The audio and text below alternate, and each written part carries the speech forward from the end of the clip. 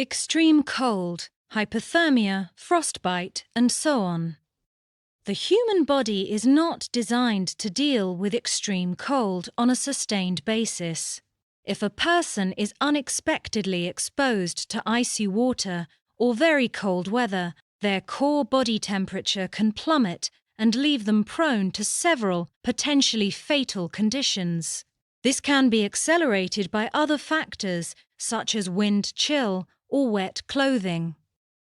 Hypothermia is contracted when the body temperature falls below 35 degrees Celsius, 95 degrees Fahrenheit. A severe form of this can be caused by the body temperature dropping further to 30 degrees Celsius or 86 degrees Fahrenheit, and is considered life-threatening. The condition causes the blood flow around the body to become erratic as it tries to protect vital organs from the cold.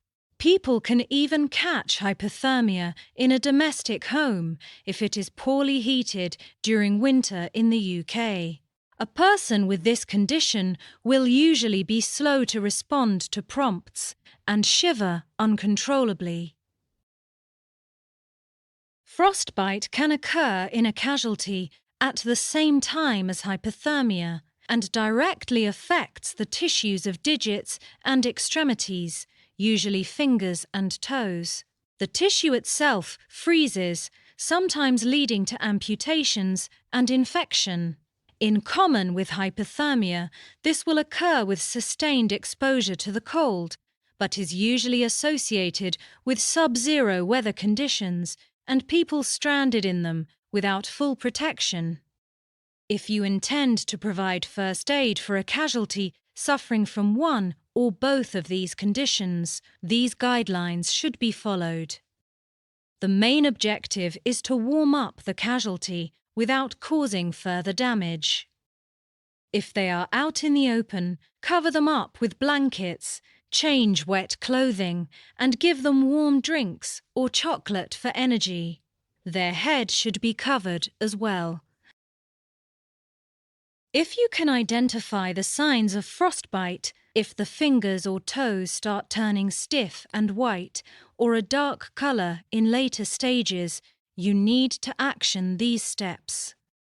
Get them into a warm environment, remove anything covering the digits, and warm the affected body part with your hands or their armpit. Do not rub the affected area, as this could cause further damage. Place the foot or hand in a bowl of warm water, 40 degrees Celsius or 104 degrees Fahrenheit.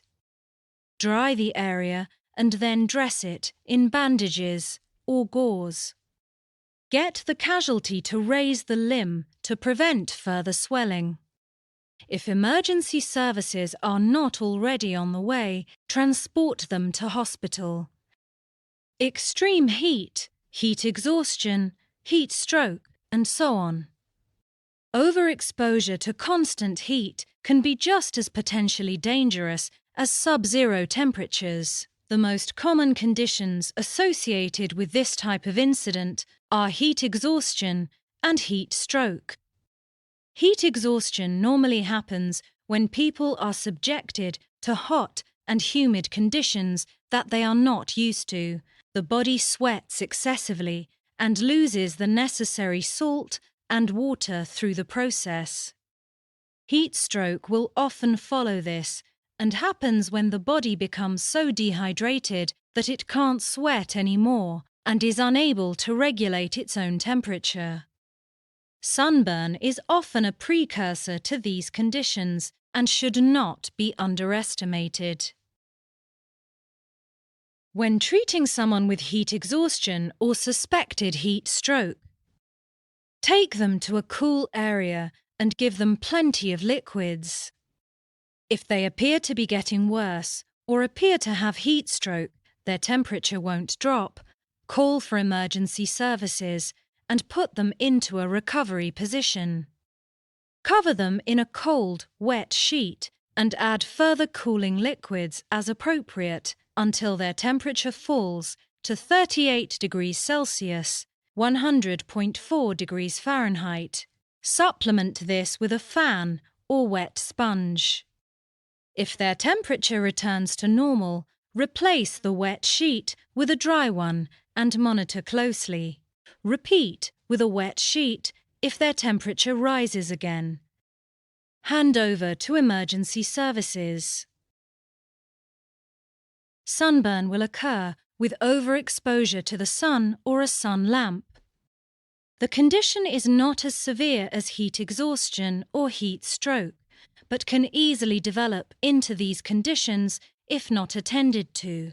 The patient should be taken to a cool area and given plenty of liquids. Cool the skin with cold water and treat with aftersun or calamine lotion. If there is severe blistering, a doctor should be consulted. A loose dressing should be applied directly on top of the injury and positioned firmly by using its edges. Falls and breaks. An unexpected fall can easily result in a broken bone. Unless the bone actually protrudes from the skin, it can be difficult to correctly diagnose. So if a casualty falls and complains of intense pain in a specific area that gets worse with movement, a first aider should assume a bone break has taken place. This can be substantiated by any swellings, bluish skin, or deformities in the area. The immediate actions that a first aider should take are: stop any bleeding and dress the wound. Immobilize the injured area and keep them still and calm. If they've broken a bone in a limb, use a splint or sling if you have been trained to do so. Apply a cold compress or ice pack to the affected area for 10 minutes at a time to prevent further swelling. The casualty may need to be treated for shock as well, so keep them comfortable and warm. Take extra care and immediately call emergency services if you suspect the broken bone resides in the neck, head, or back. This should also be the case when bleeding does not stop or when the bone has pierced the skin. Foreign objects. A foreign object is classified as an external thing that has been inserted into the body, usually via an orifice. The most common example of this is children putting toys or crayons into their ears or nose, and these becoming stuck. This can cause an infection and long-term conditions if not dealt with in a timely manner. A first aider is most likely to see something accidentally lodged in the ear or nose, but the eye is also occasionally prone to injury from an external object. In each case, gloves should be used to retrieve or examine the object. Always contact emergency services unless damage is minor and the object can be retrieved safely. Ear. A lodged object may damage the eardrum and hearing, so don't attempt to remove anything firmly trapped. If it is an insect that has become stuck, try to flush the ear with water. Otherwise, dress and cover the ear to avoid infection and arrange transport to a doctor or hospital. Nose. Any object that enters the nose can cause severe blood vessel damage, and this is the main concern, along with breathing difficulties. Lean the casualty forward to ensure their airway is as clear as possible. If an object remains embedded, a medical professional will need to remove it. Otherwise, you can pinch the soft part of their nose to prevent further bleeding, but if it continues to bleed for 30 minutes or more, call emergency services. Eye. If the object or objects is small, try to flush it out with clean water. Otherwise, cover and protect the affected eye with gauze or an eye pad, and wait for a medical professional to deal with the injury. Fractures and broken bones. A fracture is a crack, a chip, or a break in the bone. This is usually caused by an accident or fall, which involves a high-impact injury. It is most common in the leg and arm bones and can be spotted by associated pain, swelling, and deformity of the skin. There are 3 distinct kinds of fracture. Closed, a clean internal fracture or break with no external wound, usually only diagnosed by X-ray. Open, the bone has pierced the skin during the fracture and there is a chance of infection. Complicated, the broken bone has caused damage to internal organs or has interrupted blood circulation in the body. As with other broken bones, gloves should be donned by a first aider. The limb should be supported by a sling. Exposed bones should not be moved, and emergency services should be contacted in case of open and complicated fractures. Grazes. A graze or abrasion is usually a minor and superficial wound where the top layer of skin is scraped off. This leaves a tender area that can expose nerves. Abrasions are often caused by friction burns during a fall or unexpected slide along the ground. As a result, they can often contain foreign objects that can irritate the wound and may cause infection. As with minor cuts and scrapes, the following first aid steps should be taken. Clean the wound with running water or antiseptic wipes. Pat it dry and cover it with a sterile dressing. Avoid touching the wound and use gloves. Grazes should only cause real concern if the bleeding does not cease and there is a danger of tetanus infection.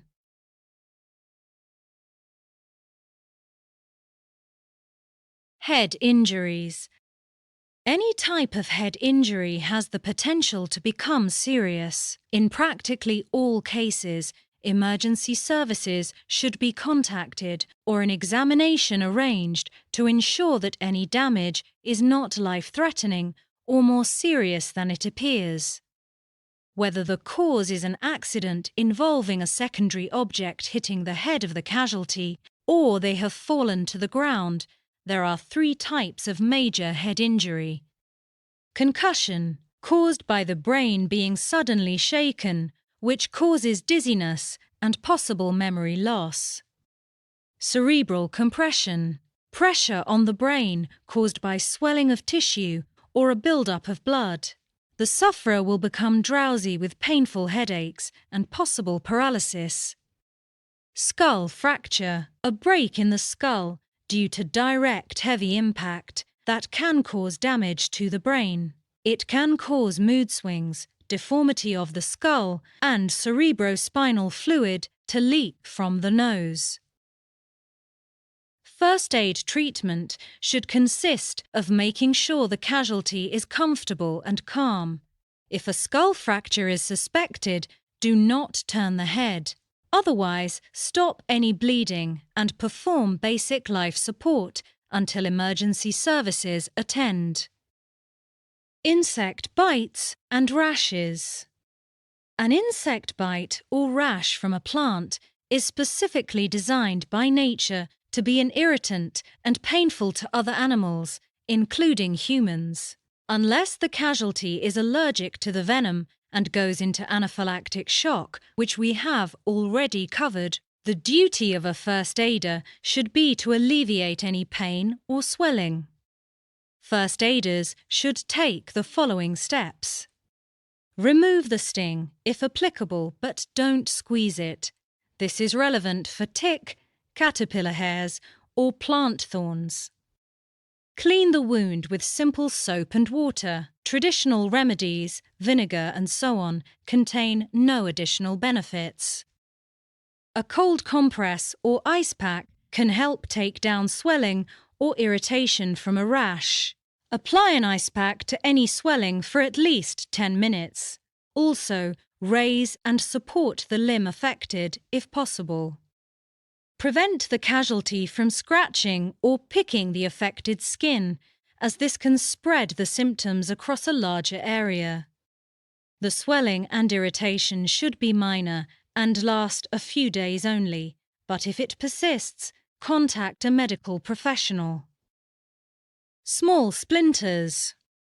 Although we immediately think of splinters as needle-like pieces of wood, small splinters can also come from various other elements, such as metal, glass, and plastic. If a splinter of any of this material embeds itself fully or partially in the skin, it can be surprisingly painful and lead to a serious infection.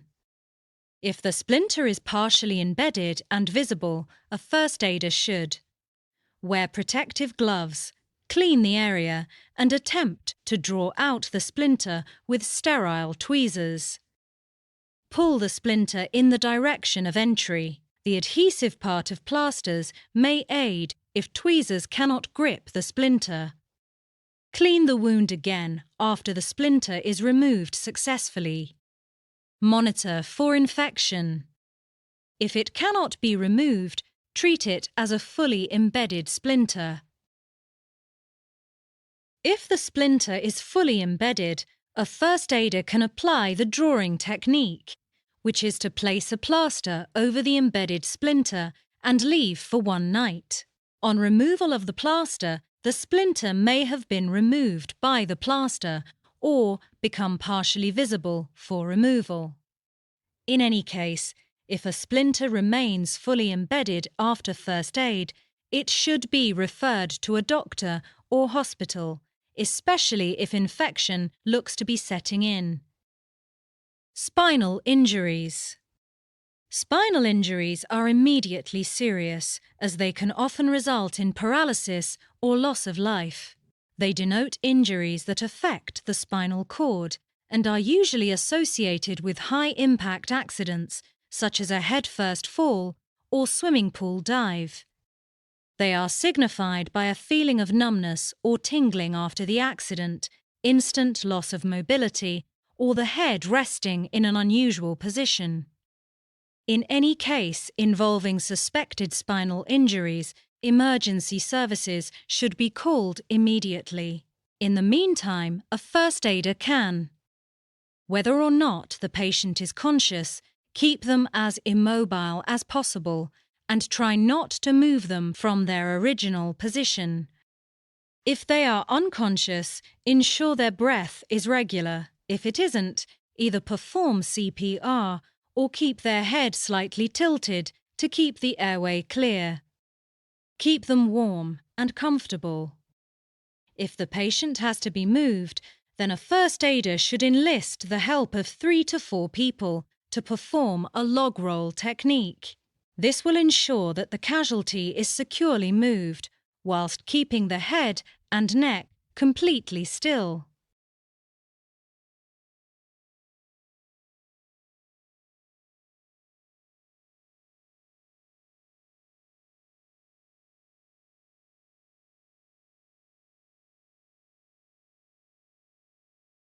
Summary. In this module you have learned that it is important to check for internal injuries and allergic reactions when dealing with all injuries. There are 3 different types of burn injuries. Crush injuries are more dangerous as time progresses. You should never try to reset a dislocation or bone break. Extreme cold or heat ailments can be life-threatening. There are several different types of breaks and fractures.